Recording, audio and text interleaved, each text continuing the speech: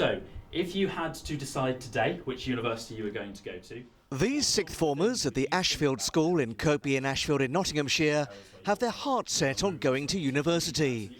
Their ability isn't in doubt. What counts against them, though, is where they live.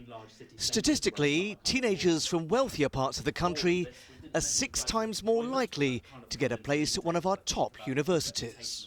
It's a little bit disheartening. I mean, to know people have got the same ability as me but can get further with it, it's a little bit disheartening. But, I mean, I feel like if I work for it enough, then I'll eventually get there.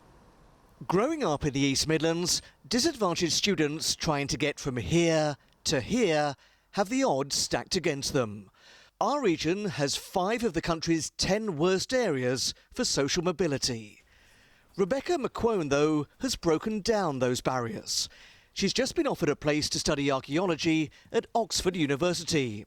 Rebecca is one of 40 students at the Ashfield School getting help from a charity called the Access Project. It gives teenagers one-to-one support to raise their exam grades and their aspirations. Without that, how realistic do you think it would be your chances of getting into Oxford? I don't think I would have nearly been as prepared for the application process for Oxford, and I don't think my personal statement would have been as good as it could have been. We have independent research which shows that students on the Access Project are 4 times as likely to make it to a selective institution compared to similar organisations. So we know that the kind of sustained work that we do does make a difference. Sign up for as many things as you possibly can. And now others could follow in Rebecca's footsteps. The Access Project has begun a partnership with Oxford University. Together, they want to get more of Ashfield students into our top universities. People will applaud what you're doing here, but for many years now, the image of places like Magdalen is that it's elitist.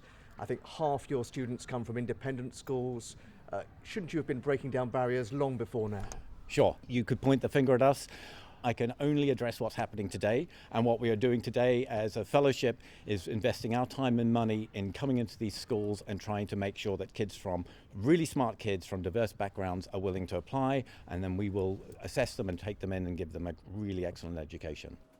It's a small step, but it could mean places like Ashfield and Oxford no longer being worlds apart. Peter Bean, ITV News, Kirkby-in-Ashfield.